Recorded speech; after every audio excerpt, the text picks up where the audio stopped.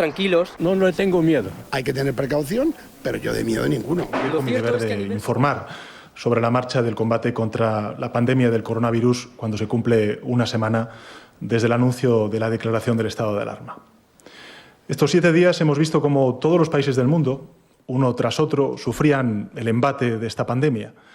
Hemos visto cómo se cumplían los peores pronósticos y todos se aproximaban a escenarios de auténtica calamidad. Hemos visto cómo todos los gobiernos, sin excepción alguna, han ido adoptando medidas extremas para proteger la salud de los ciudadanos y salvaguardar también sus economías. Nuestro país también está soportando la emergencia sanitaria más grave del último siglo.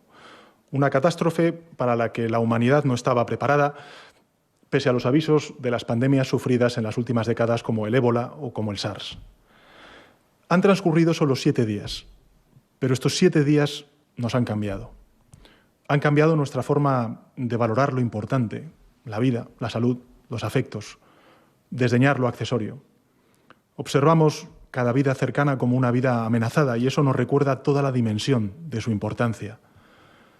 Por eso quiero trasladar mi profundo pesar a las familias que han perdido a sus seres queridos en estos días y que han sufrido además esta amputación sin el consuelo del último contacto y de la última despedida. También quiero trasladar a quienes padecen el contagio y a sus familias el ánimo del conjunto de la ciudadanía española. Estos 7 días han cambiado también nuestra forma de considerar los bienes públicos. A los profesionales de la salud, desde luego, a quien manifiesto nuestra profunda gratitud. Pero también las Fuerzas Armadas, las fuerzas de seguridad del Estado, que ahora percibimos como un escudo insustituible y no como un gasto superfluo. Estos 7 días han cambiado nuestra forma de ver a los vecinos, a quienes descubrimos como seres próximos que comparten temores, anhelos, desde sus balcones a las 8 de la tarde cuando salen a aplaudir a los servidores públicos y no como desconocidos a quienes apenas saludamos. Estos 7 días han cambiado nuestra mirada a quien nos atiende en la tienda, a quienes desde lugares remotos producen los bienes que consumimos, a quienes sostienen las comunicaciones que nos mantienen conectados, a quienes trasladan la energía que alumbra nuestros hogares. Y estos 7 días han cambiado también nuestra forma de contemplar al enemigo, al que ahora sabemos mucho más dañino. Estamos luchando contra un enemigo al que vamos a vencer y al que estamos conociendo progresivamente. Y en la medida en la que conocemos mejor al virus, cambiamos nuestra forma de combatirlo para ser más eficaces. Como es sabido, el COVID-19 es una infección que se propaga con una facilidad y una velocidad sin precedentes, según reconoce la Organización Mundial de la Salud. España ha venido siguiendo las recomendaciones de los expertos sanitarios internacionales, de la propia Organización Mundial de la Salud, también del extraordinario cuerpo del Centro de Coordinación de Alertas y Emergencias Sanitarias, a los cuales siempre agradeceremos su profesionalidad y su dedicación y su compromiso, y por supuesto también a quienes nos localizamos y nos referimos, que son los organismos europeos. Hemos venido aplicando la estrategia definida por la Organización Mundial de la Salud para combatir el virus y que consiste en tratar de contenerlo y frenar su propagación para un objetivo muy simple, complicado, pero que tenemos que lograr, que es conseguir tiempo. El tiempo necesario para mejorar la preparación y la resistencia de nuestros sistemas de salud y el tiempo necesario para que la ciencia encuentre tratamientos eficaces y desarrolle vacunas que eliminen el virus. Esta estrategia marcada por la Organización Mundial de la Salud ha sido desplegada en España de acuerdo con el dictado de los expertos y se ha plasmado en varias etapas. En todo momento se ha procurado aplicar medidas que resultaran efectivas desde el punto de vista sanitario y que tuvieran las menores consecuencias posibles sobre nuestra vida social y nuestra actividad económica y empresarial. Ese equilibrio entre eficacia sanitaria y las medidas de distanciamiento social de un lado y de otro, la preservación de la actividad económica y la protección de los derechos individuales por los cuales tanto ha luchado nuestro país, ha marcado, créanme, la adopción de las medidas que se han tomado escalonadamente por parte del Gobierno de España. La primera etapa de contención incluyó medidas esencialmente preventivas, de seguimiento de los contagios y de recomendaciones de higiene. Vino seguida de una etapa de contención reforzada que comportó la interrupción de ciertas actividades sociales como la enseñanza de nuestros hijos e hijas y la limitación de concentraciones humanas. Como saben, hace 7 días el ritmo de expansión de la infección en nuestro país hizo necesario pasar a una fase de mitigación en concordancia con lo que nos decían las principales instituciones europeas en el conjunto del continente, para lo que fue imprescindible decretar el estado de alarma con esta envergadura por primera vez en la historia de nuestra democracia y que entró, como saben, en vigor hace una semana.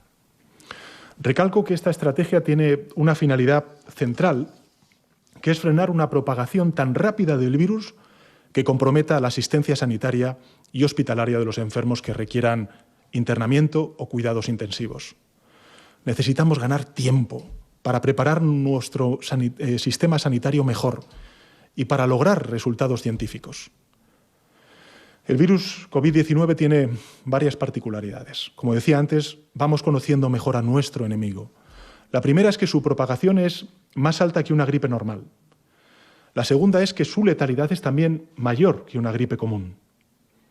En lo que sí coincide el COVID-19 con la gripe es en afectar de forma muy grave a las personas más mayores y a los enfermos que tienen patologías crónicas previas. Por eso nunca me cansaré de repetir que son estos colectivos los que tienen que cuidarse más, los que tienen que protegerse más, y los familiares lo que tenemos que hacer es protegerlos aún más si cabe. Por supuesto, la estrategia que está siguiendo nuestro país y la mayoría de países europeos no es la única posible. Ha habido otras naciones muy importantes en el mundo que anunciaron en un primer momento que no frenarían la expansión del virus para así inmunizar a la integridad de la población, aunque ello tuviese un altísimo coste en vidas humanas. Pero como saben, la mayoría de los países que iniciaron ese camino se han visto obligados a abandonarlo tras reconocer que resultaba insostenible por el elevado coste en vidas que comportaba esta estrategia. El cambio en el comportamiento de esos países simplemente es la expresión de la misma regla general que me gustaría subrayar y recordaros, y es que las líneas de actuación deben cambiarse cuando no son eficaces. Nuestro país, España, viene, como he dicho antes, siguiendo la estrategia que avala la Organización Mundial de la Salud y sobre la que existe un consenso general por parte de la comunidad científica. Y dentro de esa estrategia hemos adoptado las medidas, créanme, más drásticas y más estrictas en Europa y en el mundo tras la declaración del estado de alarma. Y también algunas medidas adicionales que hemos anunciado en estos últimos 7 días y que somos muy conscientes del impacto social que tiene sobre los derechos y libertades del conjunto de ciudadanos en nuestro país. ¿Cuál es la situación actual? Conocen los datos, regularmente se los están trasladando el comité científico, el comité técnico, a los cuales quiero agradecer sin duda alguna su ejemplar comportamiento y dedicación. La situación actual es que España, desgraciadamente, se encuentra entre los países más afectados de Europa y también del mundo.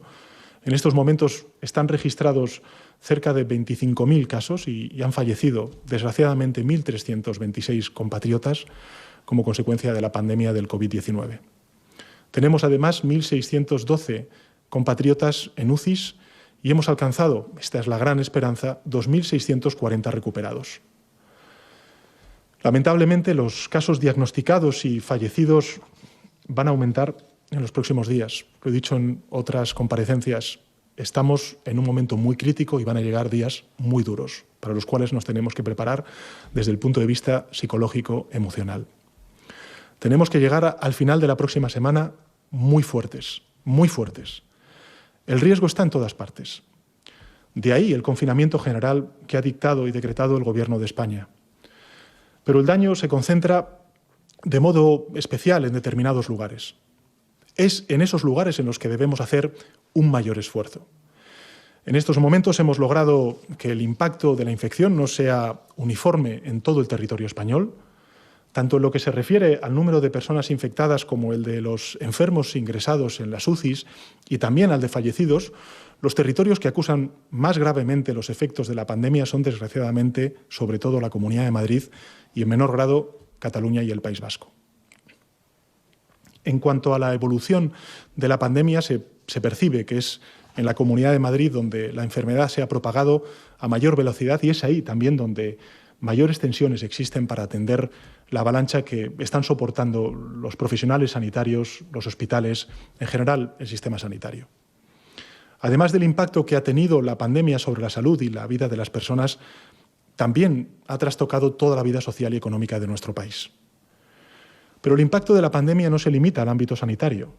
La reacción social ante la emergencia sanitaria y los medios y los instrumentos para prevenir el contagio han provocado, desgraciadamente lo estáis sufriendo en vuestras casas, un golpe económico, laboral y financiero sin precedentes.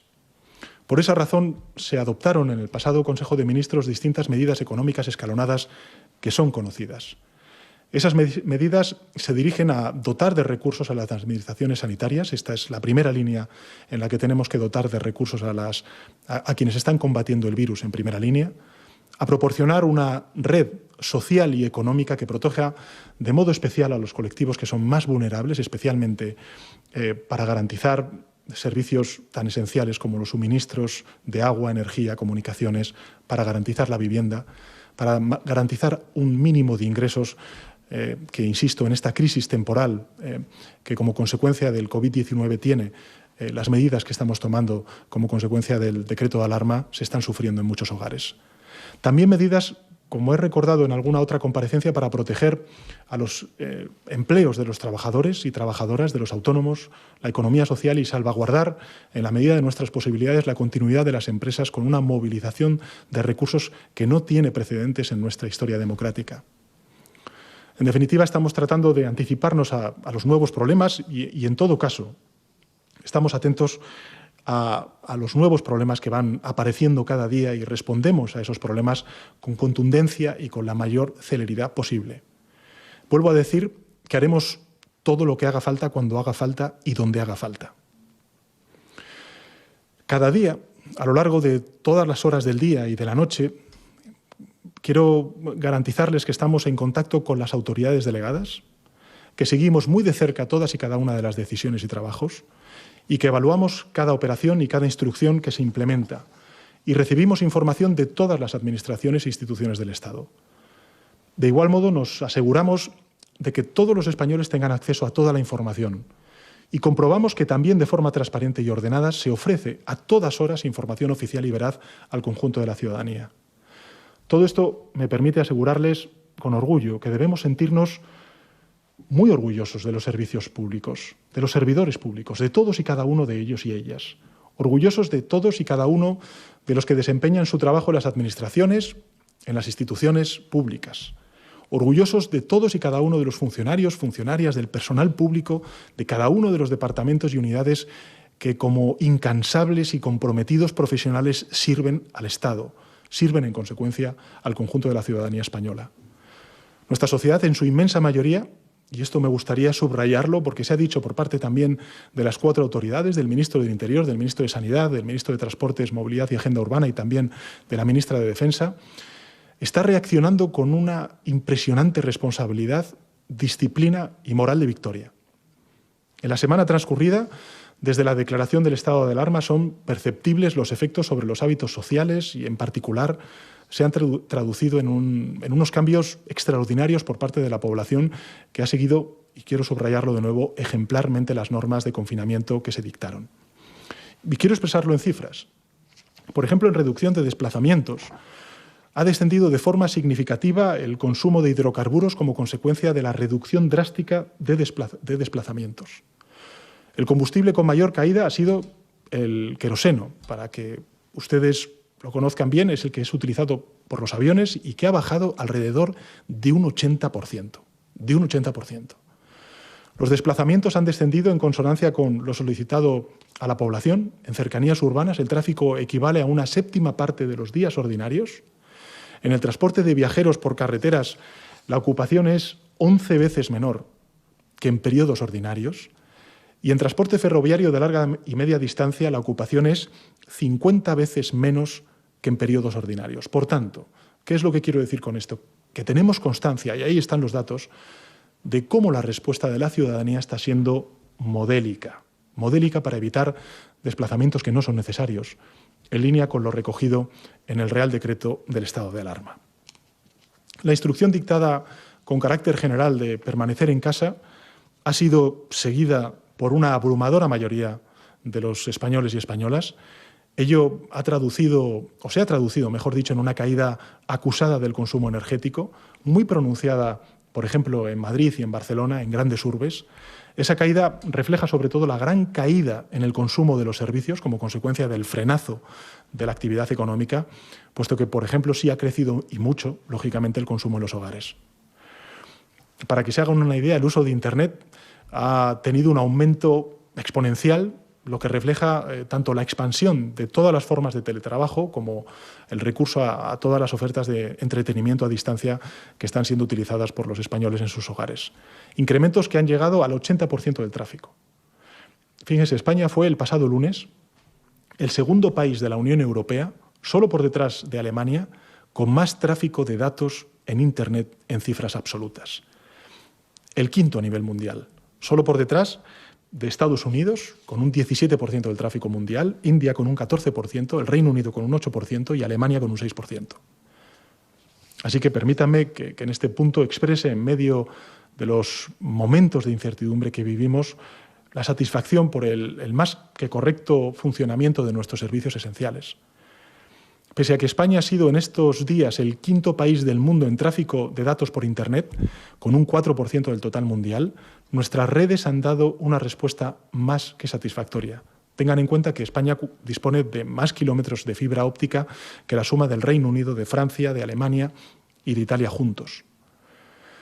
Y otro tanto puede decirse sobre nuestros suministros energéticos, que se han mantenido con un nivel de eficiencia, yo diría, sobresaliente. Se ha seguido la instrucción de mantener abiertas al público únicamente los establecimientos autorizados y estos han prestado su servicio con eficiencia y con todas las precauciones de sanidad y de higiene. Y en algunos días el aumento del consumo de productos, para que se hagan una idea de alimentación, alcanzó picos del 180% respecto a otros días comparables, del 180%. Y pese a ello, el suministro se ha mantenido en líneas generales sin roturas de stock. El canal online ha crecido más de un 11% en este periodo. Y la compra media por esta vía ha aumentado también un 17%, lo que expresa la retención de desplazamientos y evita la afluencia de público a los establecimientos, tal y como hemos pedido desde las autoridades al conjunto de la ciudadanía española. Las tiendas de alimentación han adoptado medidas radicales para evitar infecciones, como por ejemplo la limitación de afluencia que ustedes habrán visto en sus barrios, la distancia entre personas, la reordenación de horarios, la limitación de aforos, la limitación también de una persona por unidad familiar y distancia de 1 metro entre personas, así como la intensificación de la protección sanitaria de los trabajadores y trabajadoras. Cada nivel de la sociedad, desde las administraciones públicas hasta los empresarios y empresarias, los trabajadores y trabajadoras y en general el conjunto de la ciudadanía, está demostrando capacidad de iniciativa para avanzar en la dirección que nos marcan las autoridades sanitarias. Estamos asistiendo a una respuesta social muy positiva, muy esperanzadora. Y a mí me parece que si algo podemos extraer de esta desgracia que es el COVID-19 es que esta crisis está sacando lo mejor de nosotros mismos.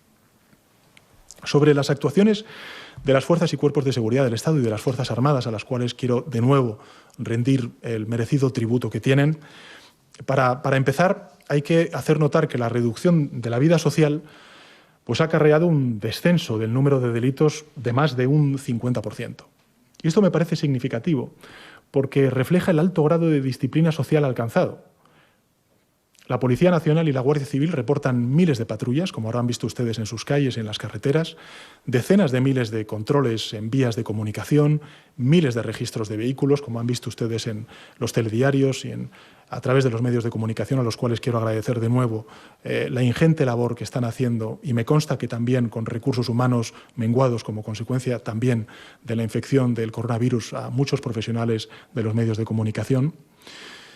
Y junto a ellos, a las fuerzas y cuerpos de seguridad del Estado y también las Fuerzas Armadas, yo quiero también rendir un tributo a las policías autonómicas, a las policías locales, que en muchas ocasiones nos olvidamos de ellos, pero que son fundamentales también para garantizar la convivencia y el orden público en estos momentos tan críticos. Y todos ellos están realizando una labor informativa y de control encomiable. En concreto, hasta ayer se habían practicado algo más de 31.000 denuncias y se habían impuesto algo más de 334 sanciones por infracciones relacionadas con el estado de alarma. La coordinación en los niveles operativos es absoluta Y diría que esa compenetración se plasma hasta incluso en el campo emocional, como hemos visto durante estas últimas horas. Lo hemos visto en el homenaje rendido en el cuartel de Sansomendi por patrullas de la Archancha al guardia civil de 38 años, Francisco Javier, segundo fallecido del cuerpo a consecuencia de una infección por coronavirus. Estas imágenes, si nos trasladan algo, es la emoción y la unidad que también nos han dejado estos 7 días en todos y cada uno de los frentes.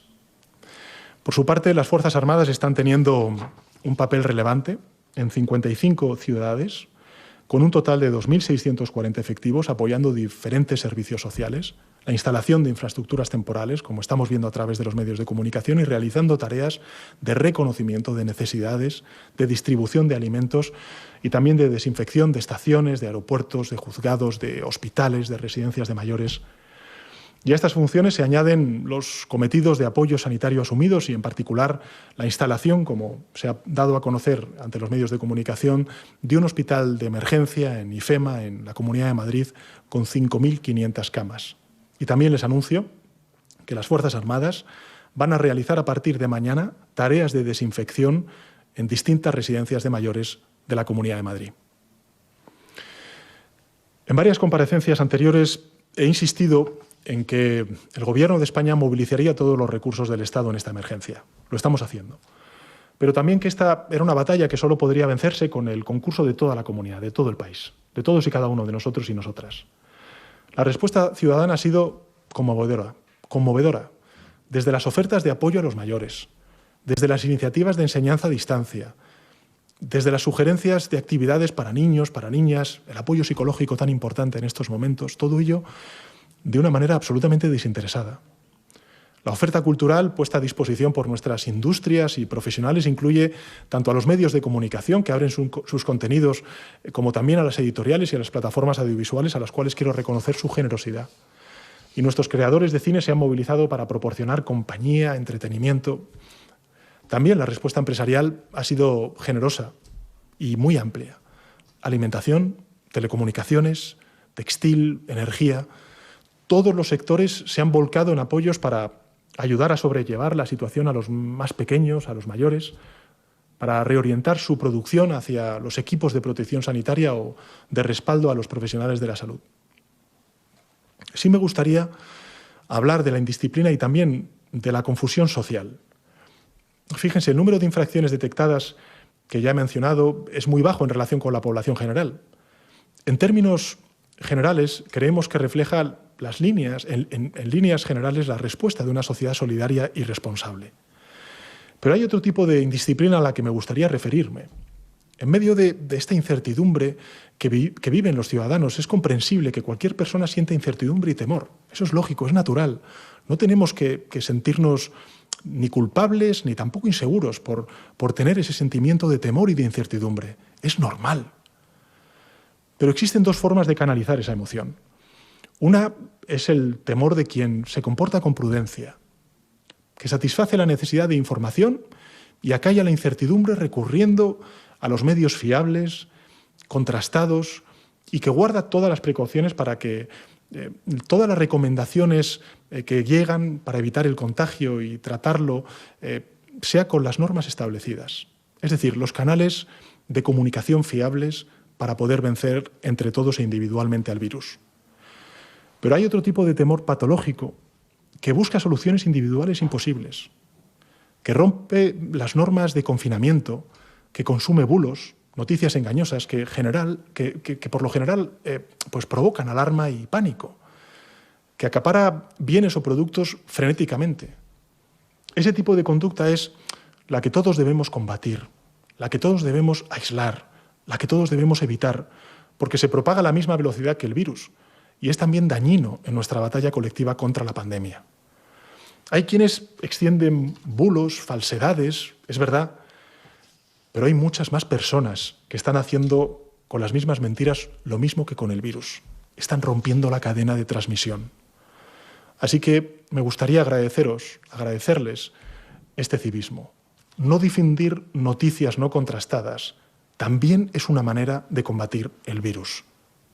Y me gustaría que sobre todo los más jóvenes, los que están más duchos en los WhatsApps y en las redes sociales, contrasten la información que luego trasladan al conjunto de sus amigos. Porque evidentemente si no cerramos esta cadena, estaremos generando una alarma y una desinformación que nos hace más débiles para luchar contra el virus. Sobre las medidas sanitarias excepcionales y el apoyo al personal sanitario, que es algo fundamental y que está en todos los medios de comunicación y lo sentimos como propio desde el Gobierno de España. En contratación de personal suplementario, además de los más de 350.000 profesionales sanitarios, el Gobierno ha puesto a disposición de todas las comunidades autónomas a 52.393 profesionales sanitarios. Entre ellos, 7.633 médicos residentes, 11.000 profesionales médicos y de enfermería, 14.000 médicos y enfermeros jubilados, así como estudiantes de último curso de medicina y de enfermería. En adquisición de equipos, que sé que esta es una de las urgencias que tenemos, no solamente en España, sino en el conjunto del planeta, estamos ante la mayor movilización de recursos sanitarios de nuestra historia. Tenemos que ser conscientes de ello. Y vamos a seguir ampliándolos. Los ciudadanos de todas y cada una de las comunidades autónomas pueden sentirse protegidos. A través de la unidad de acción de todas las instituciones, ganaremos unidos al virus. Y en este sentido, el Gobierno de España, junto a las autonomías, han estado adquiriendo en estos últimos meses, estos últimos 2 meses, en el mercado mundial estos materiales. Y la mayoría sigue haciéndolo. Todas las comunidades autónomas, puesto que no hay ningún obstáculo que se lo impida desde el inicio de la pandemia y, sin duda alguna, desde el decreto del estado de alarma. Ya se ha materializado la compra y la puesta en marcha de los test rápidos, algo muy importante, los test rápidos. Se tratan de test fiables, homologados, y esto es muy importante, la homologación. Es muy importante porque deben contar con todas las garantías sanitarias. Tenemos ya comprometidas 640.000 unidades y vamos a llegar muy pronto al 1.000.000. Y en las próximas horas vamos a empezar a distribuir también la entrega de 500.000 mascarillas de protección quirúrgicas para profesionales y 800.000 para pacientes en el conjunto de comunidades autónomas. En total, 1.300.000 mascarillas. Durante el fin de semana vamos a seguir incrementando de manera permanente el volumen de entregas. Y a este material se suma el que el Ministerio de Sanidad ya ha puesto a disposición de las comunidades autónomas más de 1,5 millones de este producto sanitario procedente de compras y de distintas donaciones que se ha distribuido y garantizado en base a los principios de equidad y de igualdad efectiva del Sistema Nacional de Salud. Los procedimientos logísticos se han agilizado al máximo. Hemos ordenado que semanalmente y de manera estable dispongamos de todo el material necesario. Y por otra parte, el Ministerio de Sanidad, junto al Ministerio de Industria, y esto es otro de los anuncios que me gustaría hacerle, están organizando la producción nacional para garantizar el suministro de estos materiales necesarios de fabricación española. Estamos trabajando, en definitiva, contrarreloj para poder garantizar ese suministro de materiales tanto a los enfermos como también a quienes están en primera línea al Sistema Nacional de Salud. Estos días, líderes de países de nuestro entorno, los hemos escuchado en distintos medios de comunicación, han dicho que esta situación es la más grave que ha vivido nuestra sociedad desde la Segunda Guerra Mundial. Y probablemente no les falta razón. En nuestro país, ciertamente, solo los muy mayores, que conocieron las penalidades de la guerra civil y de la posguerra, guardan en su memoria situaciones colectivas más duras que las presentes. Salvo ellos, el resto de las generaciones que hoy vivimos en España, nunca, jamás a lo largo de nuestras vidas habíamos tenido que afrontar colectivamente algo tan duro, tan difícil. Estas circunstancias nos están poniendo a prueba a todos, como sociedad, pero también a cada uno de nosotros personalmente. Es precisamente en la adversidad cuando mostramos de verdad de qué materia estamos hechos. Cuando todo esto pase, que pasará, y va a pasar pronto, y volvamos la vista atrás, sabremos si fuimos generosos y valientes, o si nos dejamos abatir por las dificultades, si nos limitamos a quejarnos de nuestra mala suerte, o si fuimos de los que ayudaron a ganar la contienda contra el virus. Y hay muchos frentes en esa batalla. Por supuesto está el frente de las administraciones públicas. Somos, sin duda alguna, los que tenemos más medios y más responsabilidad. Y ahora debemos centrarnos en las soluciones. Es verdad que, como a veces ocurre en la vida de cada uno de nosotros, cuando llegan las dificultades, pues solemos ver de repente y con gran claridad carencias que antes no habíamos visto. Está muy bien esa lucidez, pero esa lucidez no debe servir para paralizarnos ni tampoco para flagelarnos. Menos aún para dividirnos y enfrentarnos con reproches ahora cuando tenemos que vencer al virus, que es nuestro enemigo común, cuando tenemos la urgencia de poner a salvo vidas, empleos y empresas. Ya haremos tras la victoria al virus, que insisto, llegará y pronto, esa imprescindible reflexión y los cambios que sean necesarios para proteger mejor al conjunto de la ciudadanía. Pero ahora el deber es mantener la unidad, comenzando por los representantes y responsables públicos. Nadie de mi gobierno va a polemizar con ninguna administración, ni con ningún partido político, con ningún adversario político, porque nuestro único enemigo, el enemigo de verdad, es el enemigo de todos, el virus. No nos dejamos vencer por el miedo. 47 millones de españoles y españolas confían en nosotros para vencerlo.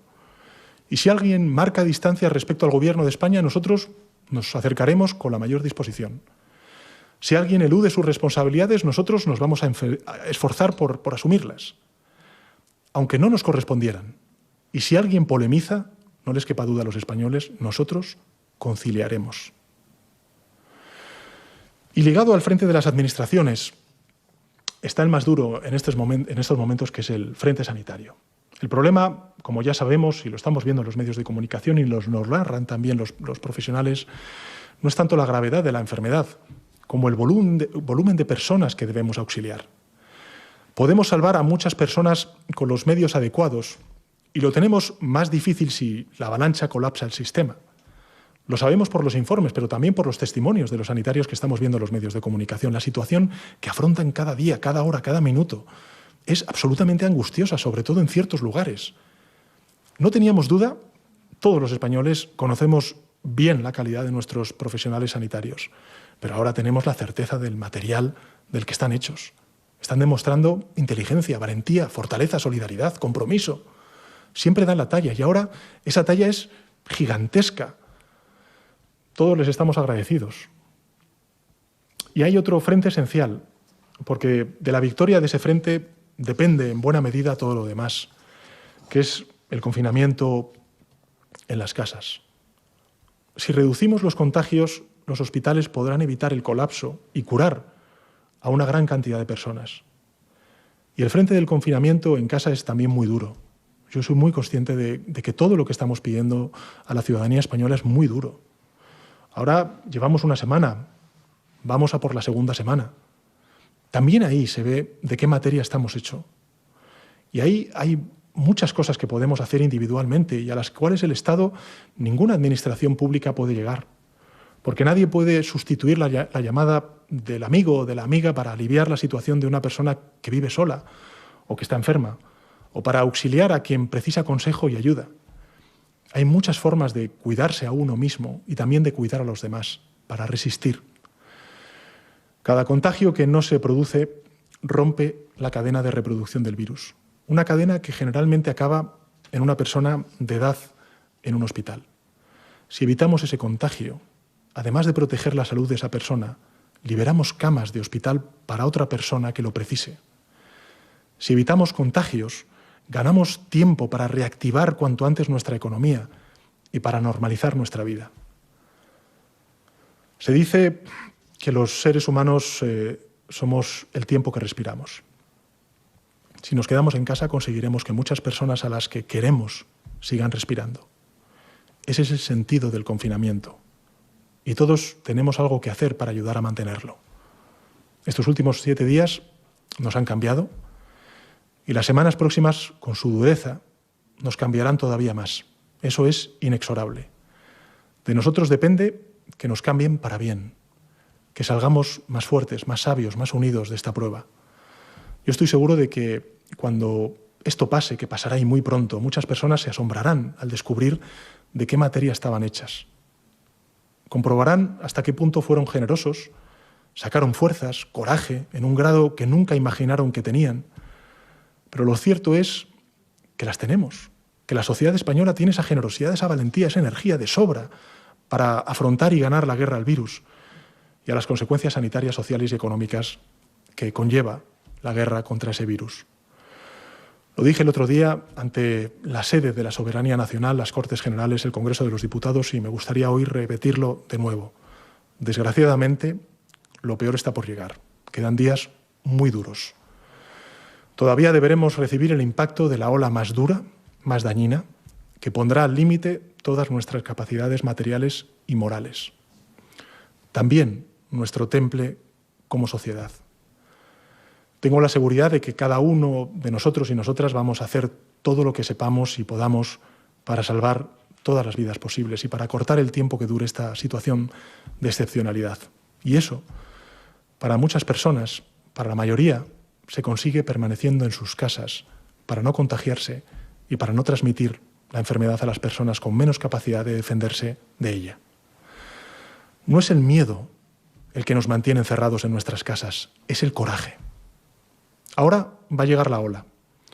Los españoles tienen que estar unidos en sus casas mientras su país les protege, les cuida y combate esa ola con tesón por todos ellos y por todas ellas, para vencerla, para doblegarla, para aplanar la curva, con moral de victoria. Nos ha tocado vivir algo que ya nadie prácticamente recordaba en nuestra sociedad. Situaciones que creíamos que formaban parte del pasado. Muchos compatriotas ni tan siquiera han podido despedirse de los suyos. Ese sentimiento de dolor lo sentimos, créanme, como propio. Les vamos a recordar siempre, a todos y cada uno de ellos y ellas. Son parte de nuestra comunidad y todos los españoles y españolas estamos con ellos y con sus familias. Pero a pesar de la situación de dureza que vivimos, somos una sociedad más fuerte que nunca en nuestra historia. Pensémoslo bien. Estamos mejor organizados, con más recursos, con más capacidad material, con más capacidad también científica y de ayuda para poder sobrellevar esta situación. También somos una sociedad más unida, somos una comunidad. Y la unión es ahora nuestra mejor arma contra el virus y contra sus consecuencias. En las próximas semanas mantengamos y reforcemos, eso es lo que les pido, la unión. Ayudémonos todos y todas, que cada cual contribuya en la medida de sus fuerzas, de sus posibilidades, porque todas esas fuerzas y posibilidades son necesarias para conseguir cuanto antes vencer al virus.